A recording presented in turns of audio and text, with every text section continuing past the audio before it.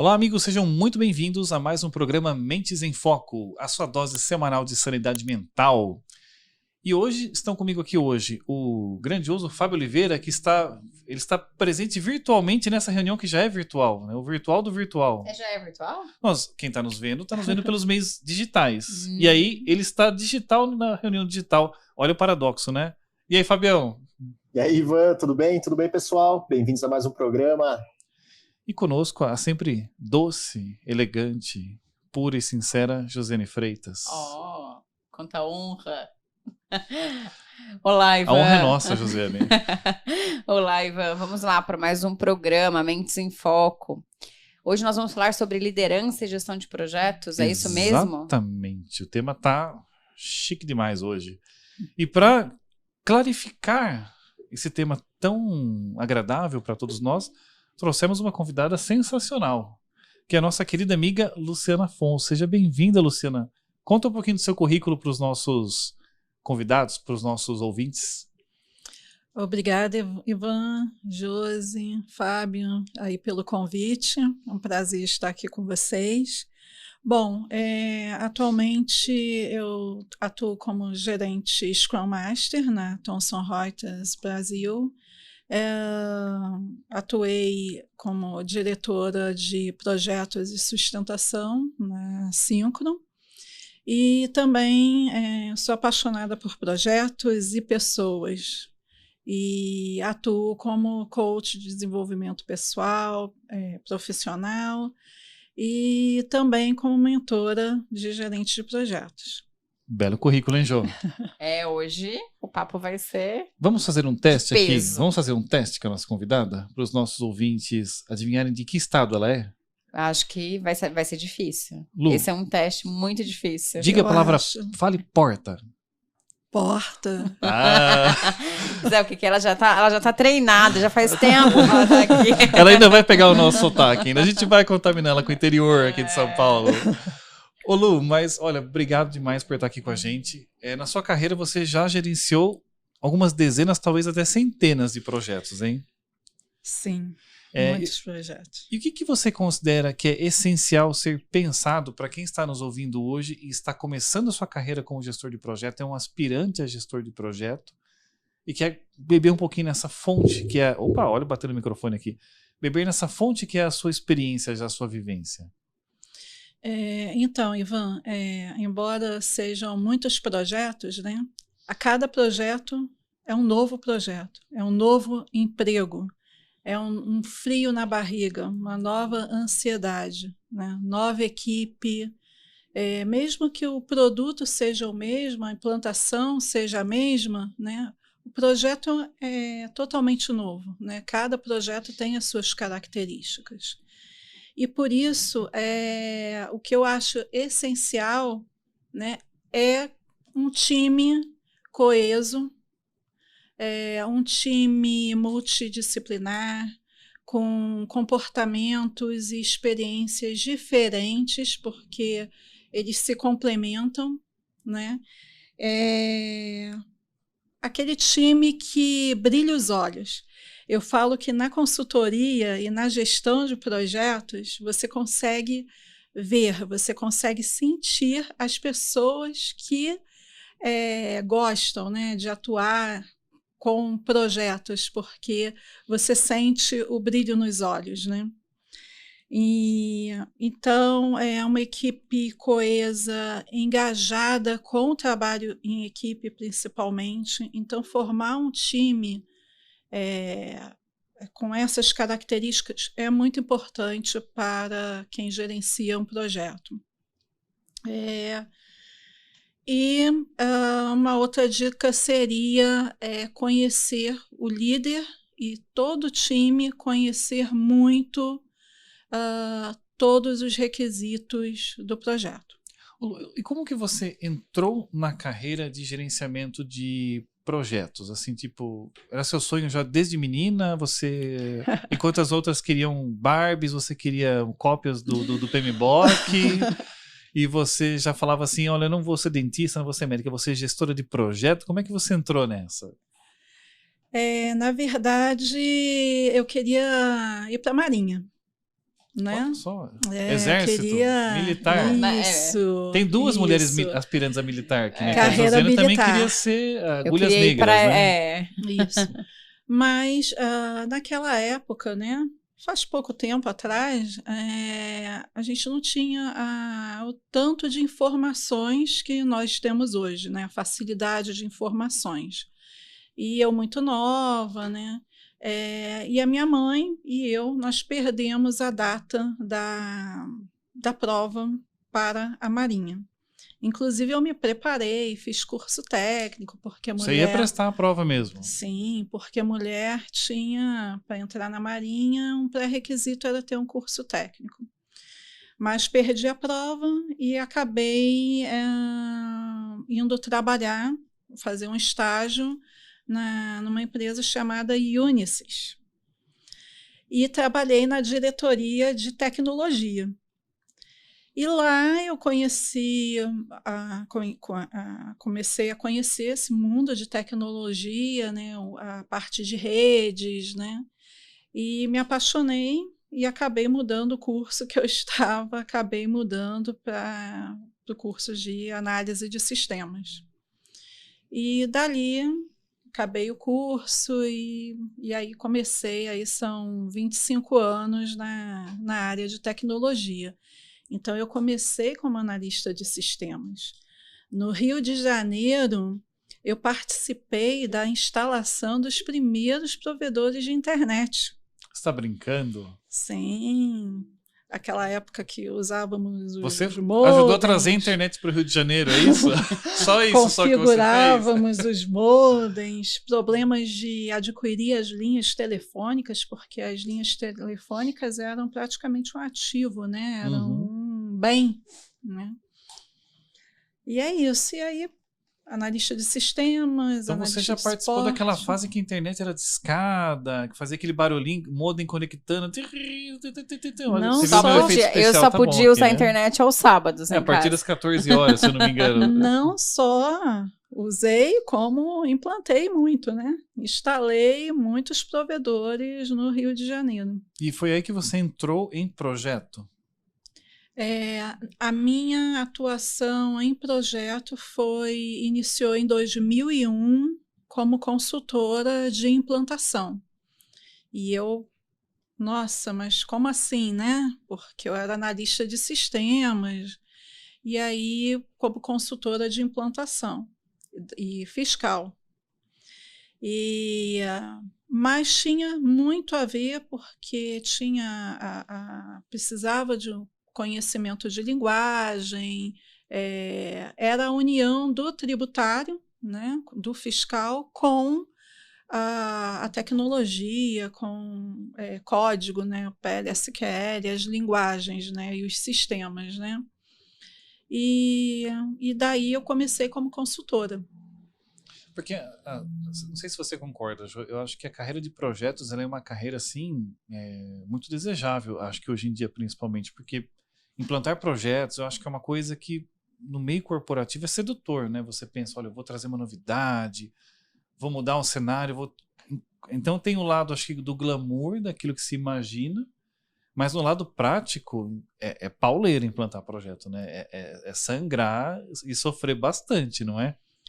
Mas o aprendizado que a gente tem, o aprendizado que as pessoas adquirem em cada projeto, as pessoas que a gente conhece...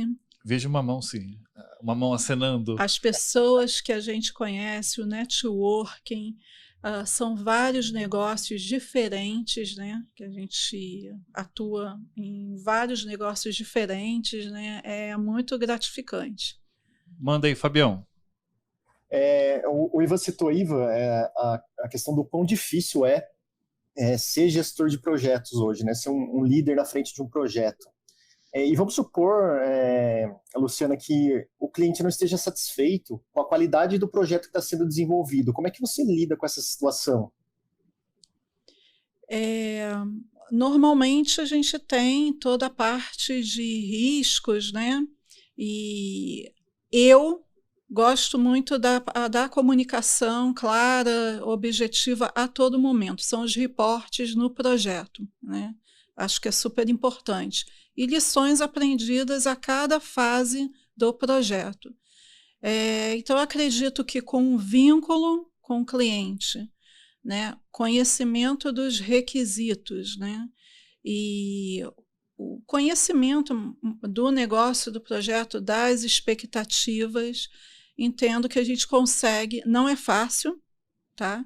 Com os avanços tecnológicos, o mercado mudando muito rápido, não é uma coisa fácil, né? Ainda mais hoje em dia a gente falando em customer success, experiência do cliente, né? E o tempo todo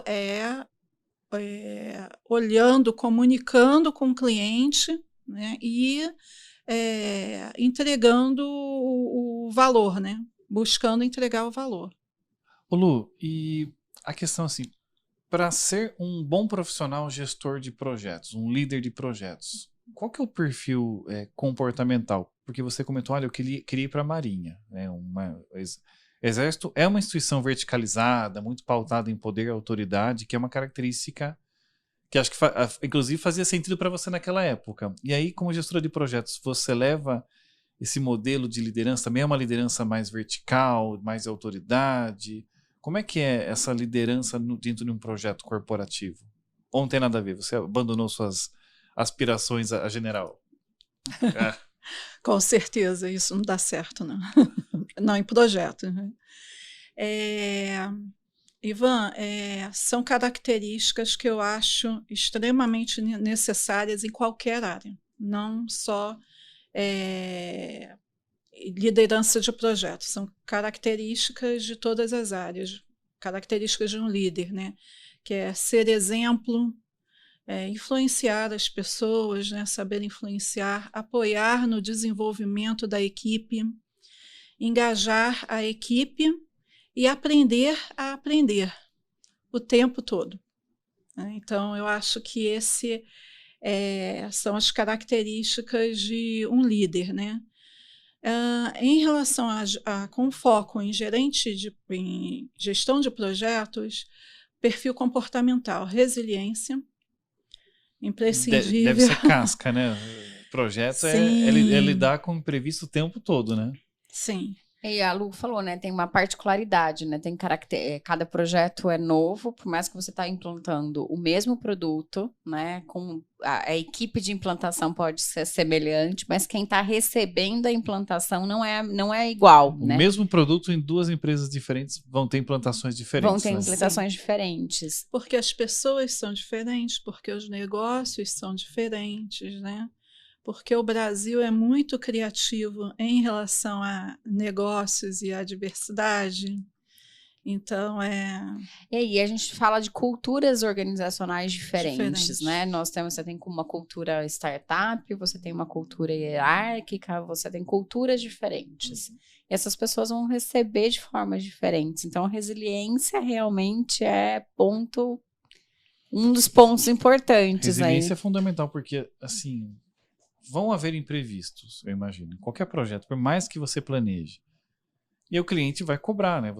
O gestor, ele tá ali, ele vai sofrer esse estresse o tempo todo, né? A pressão por que tá dando certo, por que tá dando errado. Se ele não for resiliente, não adianta nem querer começar a carreira, porque ele vai entrar numa depressão.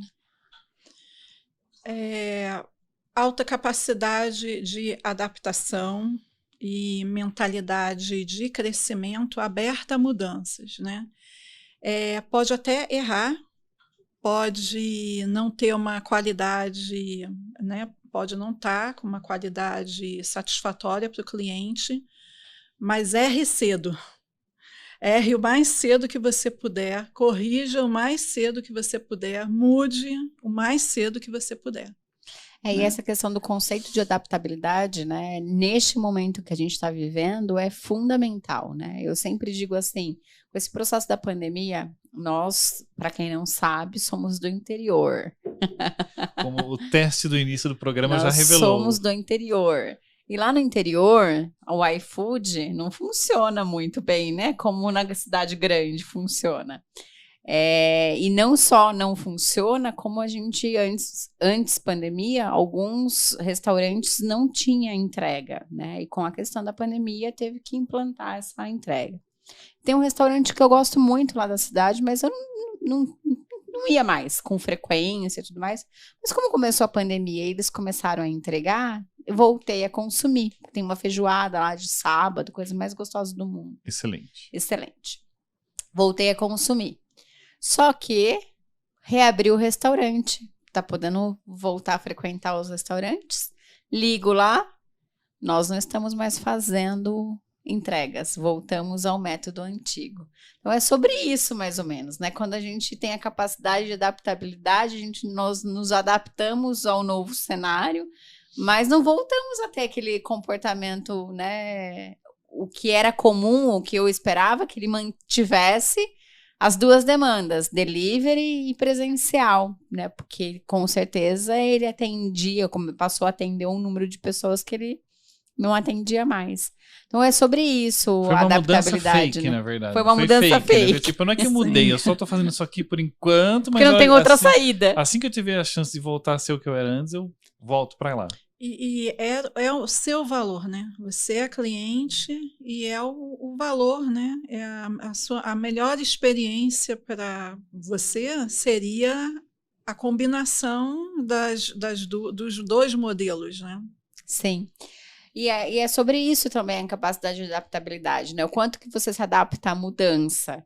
Na verdade, não teve uma adaptação à mudança. A adaptação foi muito provisória, né? Porque concorda que o consumidor, neste momento, tem um padrão de comportamento diferente do que tinha antes. Nós mudamos o nosso padrão de consumo. No mínimo, ele identificou uma fonte extra de receita. Ele pode manter o presencial, mas agora eu consigo também fazer por delivery e por aí. Olha lições aprendidas aí. Onde estão as lições aprendidas? Sim. Então, lições aprendidas, muito importante no projeto. O que é importante, então, numa estrutura de projeto? O que o pessoal tem que pensar? Objetivo, equipe, lições aprendidas, matriz de risco. O que compõe aí o planejamento de um projeto? É tudo isso que você falou, né? E atualmente, com a questão das metodologias ágeis, né? Teve um pouquinho uma mudança nesse cenário, né? Então, o PMBOK 7, né?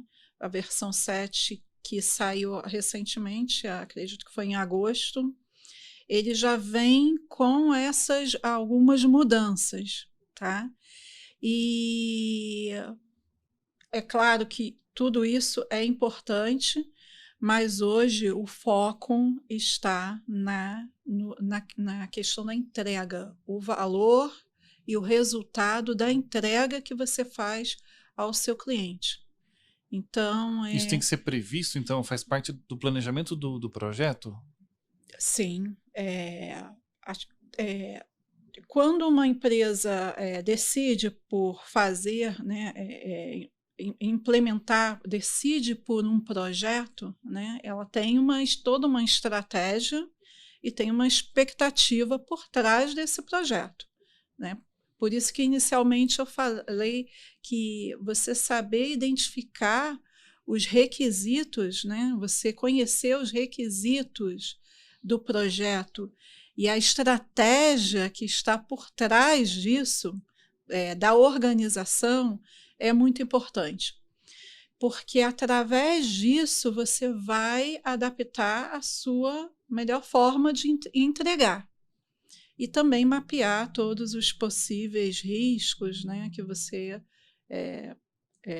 deve, né, monitorar, mitigar, vamos dizer assim. E aqui a Lu falou do PMBOK, eu tenho uma pergunta, eu até anotei a pergunta aqui, porque como ela é bem sofisticada, ela está escrita aqui, então me permitam a leitura. Quando a gente fala em projetos, é comum pensarmos em metodologias de gestão. E aí tem duas linhas muito fortes. Uma mais formal e tradicional, promulgada pelo PMBOK, e uma outra que é a bola da vez hoje em dia, que são os métodos ágeis. Fala um pouquinho para os nossos ouvintes assim, o que é o PMBOK, o que são os métodos ágeis, qual que é a sua preferência, se é que tem que preferir um dos dois e por quê? Para o pessoal conhecer um pouco mais sobre isso. O PMBOK Ele não é uma metodologia, né? Eu tenho que falar isso aqui, senão os meus colegas, parceiros... Não, você não falou que era uma metodologia, eu só estou reforçando, porque senão os Limpou minha barra, ainda isso que é convidada boa, né? Senão os meus parceiros aí, meus pares, gerentes de projeto vão me matar se eu não esclarecer, né? Que PMBOK não é uma metodologia, ele é um guia de boas práticas, né? Até então, acredito que até os 5, mais ou menos, a gente chamava que era uma implantação, era um guia tradicional, né? E acredito que do 6 para cá, 6 e agora mais forte no 7, o PMBOK já incorporou um híbrido, né, das metodologias ágeis. Ele traz agora as metodologias ágeis. Sim. As metodologias ágeis, né, elas tendem a agilizar, né? Como eu falei antes, possíveis problemas, erros de projeto, bem como as mudanças necessárias, né? E a percepção de valor também da sua entrega também é agilizada.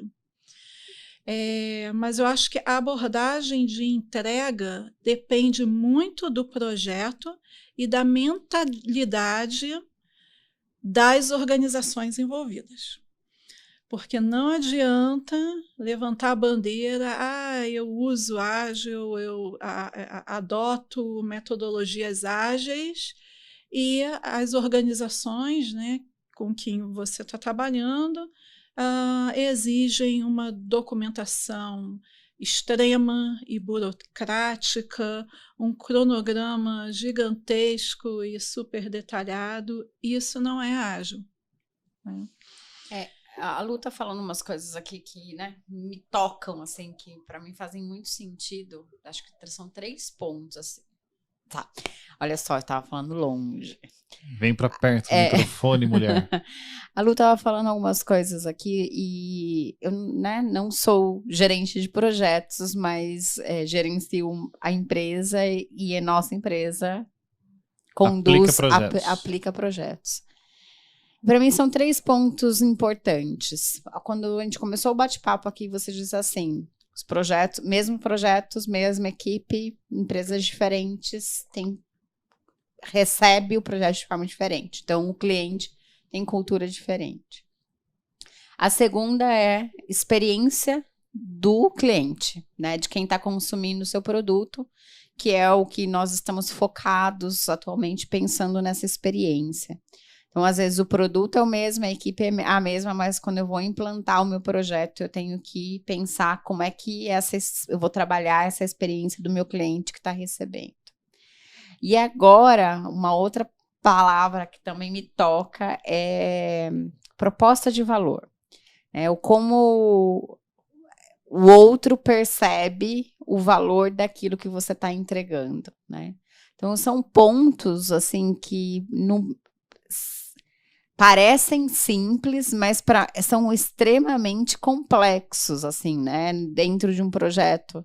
Porque falar sobre métodos ágeis, falar sobre quais são as habilidades, eu entendo que seja mais natural, né? Mas quando a gente pega nesses pontos que você trouxe, são pontos... Aplicabilidade. E aí eu queria, assim, que você trouxesse não sei se você pode, assim, né? Não precisa citar o nome e tal, mas um projeto em que você viveu isso, que você conseguiu trazer a experiência do cliente, entregar proposta de valor, sabe? Assim, uma coisa que você... Você sabe que tem uma coisa que você está colocando que aí me tocou também. Todos estão sendo tocados nesse programa hoje, né? Mas, e aí, de certa forma, como você falou, não sou gestora de projetos, mas gerencio uma empresa que implanta projetos. E aí, como eu estou na área operacional, eu lido mais diretamente com os projetos da consultoria. E aí tem uma coisa que para mim pega, dentro do que você falou, que é a seguinte: alinhamento de expectativa. Eu sei que eu tenho uma tendência particularmente forte de ter um foco no produto, e meu projeto voltado ao produto. E aí a minha expectativa de valor, às vezes, do que eu acredito que o cliente está trazendo e que faz valor, e que é valor para ele, às vezes é diferente do que ele acredita. Tipo, ele está comprando aquilo, mas ele fala, por que você gostou do produto? E ele dá uma versão do valor que aquele produto agregou para ele, diferente da versão que eu tinha, como os dois estão lidando com o mesmo objeto, mas ele está enxergando um valor um pouco diferente do meu, né? No final, deu certo, felizmente. Mas isso exige uma percepção. No final é o momento que você reza porque deu certo. Assim, porque você fala, como é que... Exatamente. Nossa, ele tá vendo um valor... Eu vou entregar o produto rodando, o projeto vai acontecer, mas ele está vendo um valor diferente do que eu estava esperando. Essa linha de percepção acho que é muito... Acho não, né? Ela é fundamental e às vezes não é tão clara. Né? Sim.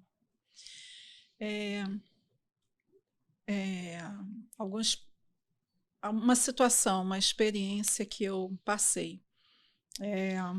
Implantando o projeto num cliente, o projeto até saía do outro lado, mas era complicado, enrolado, né? Nada fluía fácil, mas nada fluía fácil e a gente não entendia por quê, porque tudo funcionando, né?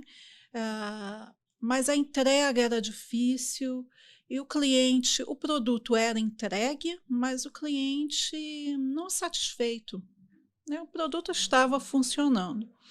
E entregamos mais um projeto e fomos fazer lições aprendidas.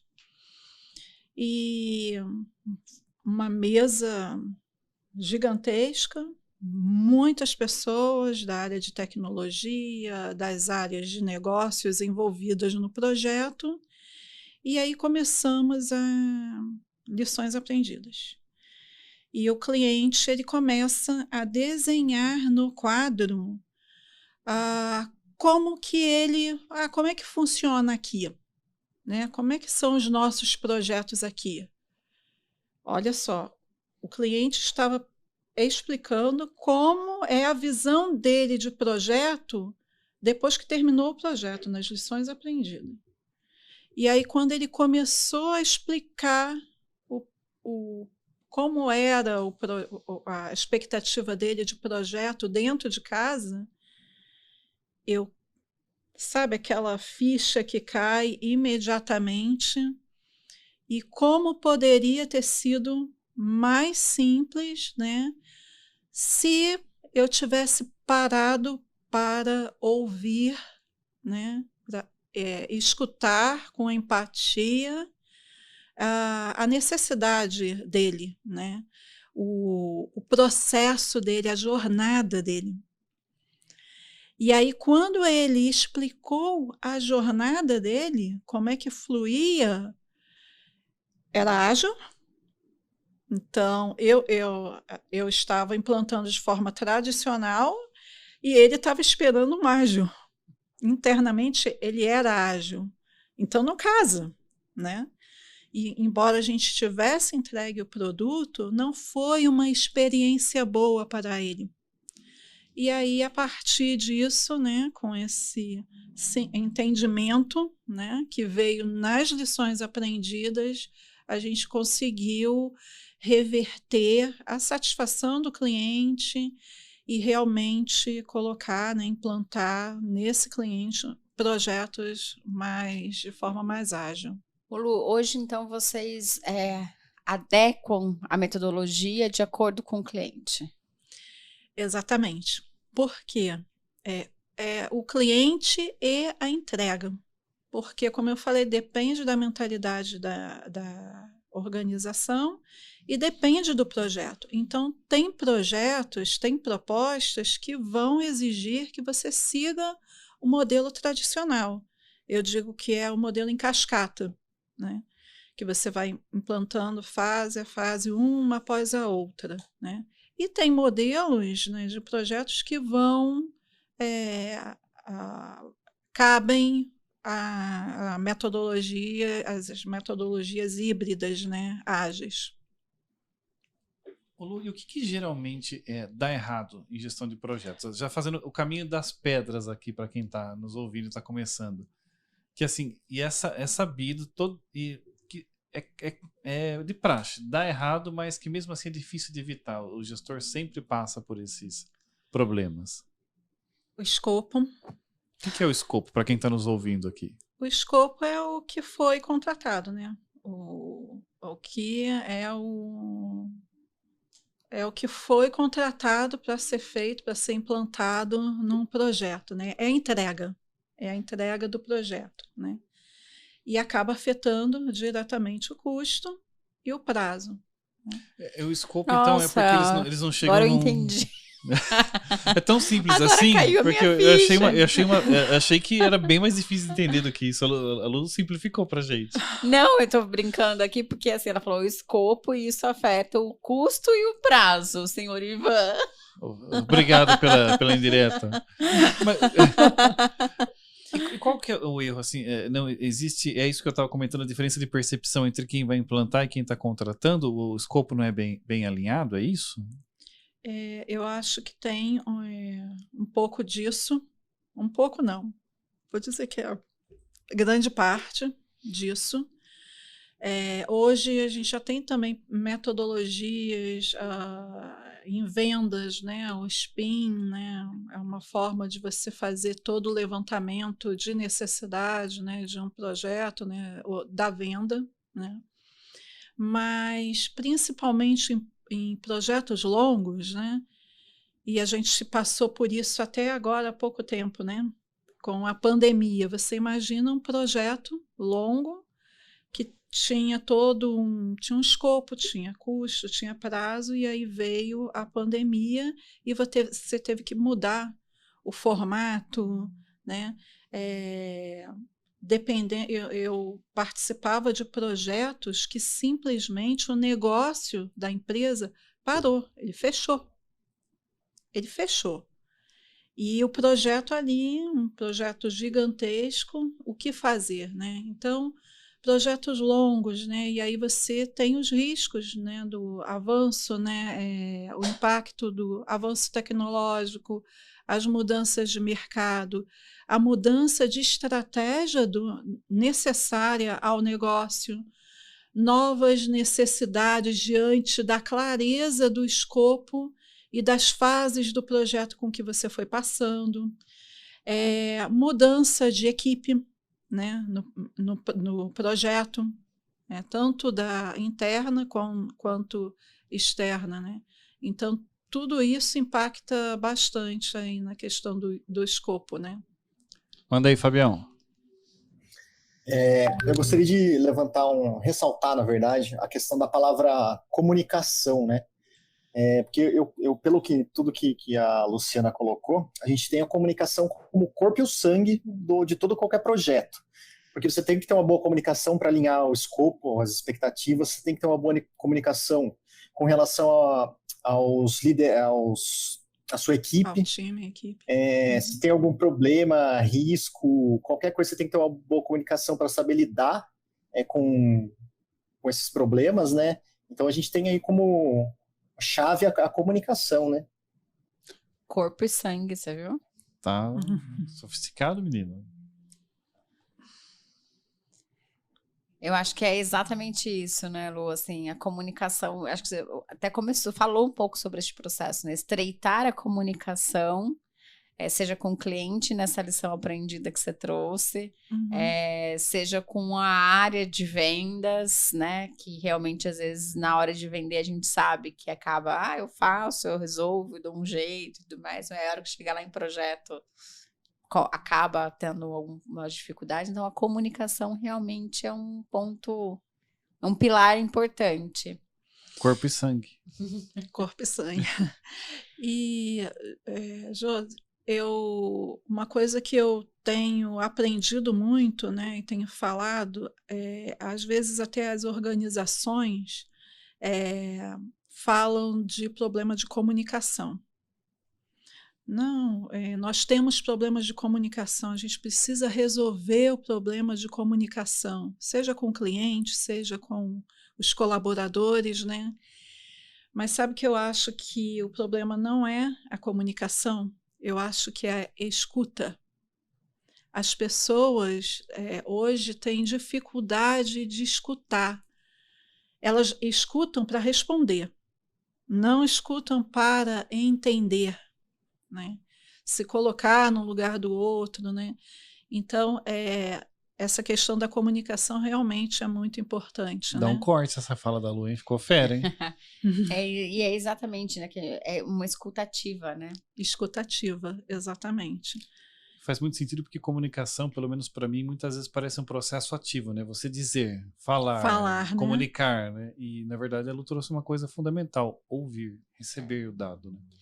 Exatamente. E você está trabalhando com desenvolvimento, com liderança para gestores de projetos? Como que é este trabalho que você tem feito de coaching? Fala um pouquinho para a gente sobre isso. Como é que é? Bom, eu tive contato com essa parte de desenvolvimento integral, né, da pessoa em 2012. E eu me apaixonei, né? A empresa que eu trabalhava trouxe esse programa para os funcionários, né? E foi divino, né? Então começou pelos líderes e atingiu, né? E foi teve reflexo em todos os colaboradores. É claro que os líderes eles foram preparados de forma diferente. E eu me apaixonei por esse trabalho, né? E o ano passado eu decidi investir nesse negócio. E por que, nesse momento, gerente de projetos? Porque conversando com outras pessoas, outras empresas, outros gerentes, nós vimos uma necessidade de dar esse apoio. Afinal, o líder apoia, né, o time, apoia os colaboradores, né? Mas quem cuida do líder? Né? Quem cuida do líder? E, além disso, a dificuldade de se contratar gerentes de projeto. Porque as pessoas, a teoria, né, os cursos, passam muito essa parte da teoria. Mas a prática, a experiência do dia a dia, não tem. As pessoas não vêm com essa inteligência emocional de um projeto, a resiliência, essa questão da adaptação, né, às mudanças que ocorrem durante um projeto. E aí eu comecei a receber, né, esse tipo de informação e perguntas relacionadas a isso, e eu pensei, não, por que não apoiar um pouquinho esses profissionais, né, que estão no dia a dia de projetos, né? Então, é uma troca de experiências, né, e mais aprendizado ainda. Então, é isso. Luí, você gostaria de deixar uma mensagem para os nossos ouvintes? Qual a mensagem que você gostaria de deixar? Uma mensagem profunda e inspiradora. Bom, eu acho que todas as áreas deveriam aprender um pouquinho sobre gestão de projetos. Porque faz parte da nossa vida. A gente planeja o tempo todo. A gente planeja uma viagem, a gente planeja as férias, né? Então, eu acho que todas as áreas deveriam, sim, aprender um pouquinho sobre a disciplina de gestão de projetos, né? Aprenda a aprender, sabe? Tenha um foco de estudo, um foco orientado ao que você deseja, né? Mas olhando para o avanço tecnológico e olhando para a inteligência emocional. Isso é imprescindível, tá? Olhar a tecnologia, mas não se esquecendo do emocional. Não perdendo a nossa humanidade. Agora a gente está muito agora é um modismo, né? Que aprendendo você até consegue esclarecer o que é modismo ou não, né? Tem se falado muito em learnability e lifelong learning, né? que é o que? A educação continuada. Um outro ponto, seja protagonista da sua carreira. Não espere e não dependa de ninguém, muito menos das empresas. Né? Tem empresas que têm essa cultura de desenvolvimento profissional dos colaboradores. Tem empresa que não tem, mas acho que isso nós temos que ser independentes, né? Isso não pode ficar na mão da empresa. Nós somos os protagonistas da nossa carreira e da nossa vida. E por último, e talvez o mais importante, né, cuide do seu bem-estar. Né? Então, corpo, mente, espírito, coração, né? Acho que o bem-estar é o principal projeto da nossa vida. Né? Então, tentar ter esse equilíbrio é bem importante. Fazer a sua contribuição, né? Fazer tudo que você tem que fazer, mas garantindo a sua sanidade mental, né? Exatamente. Então, se você tiver que perder a sanidade mental... Mentes em foco. Mentes em foco. Muito bom. Lu, como que o pessoal te acha aí nas redes sociais? Luciana Afonso, como é que está? Como é que eles te acham? LinkedIn, Instagram, enfim. No Instagram, Lu Afonso. LinkedIn, Luciana Afonso. E no Facebook, estou começando aí com Luaf Desenvolvimento. É isso. Muito bom. Então, você já sabe, siga aí no Spotify, no YouTube, o Mentes. Olha lá, o Fábio vai falar. É você, Fábio? Fala. Um braço balançando. Ele vai falar. Pediu a palavra. Siga Mentes em Foco. Eu ia fazer essa fala. Então, né? vai lá, Fábio. Manda aí. Fazer? Beleza, vamos lá. E você, ouvinte, siga o Mentes em Foco lá no Spotify, no YouTube, no Instagram, @mentes.em.foco. Vai na foto desse episódio e comenta lá qual foi o grande projeto de sucesso da sua vida. Muito Finalizando com reflexão. Concorde ou discorde. Mas acorde. Bora lá. Valeu, Lu, pessoal. muito obrigada. Foi muito bom bater esse papo com você. Já estendo aqui os convites para as próximas vezes. E vocês já sabem, toda segunda-feira é dia de podcast Mentes em Foco. Valeu! Segue nós!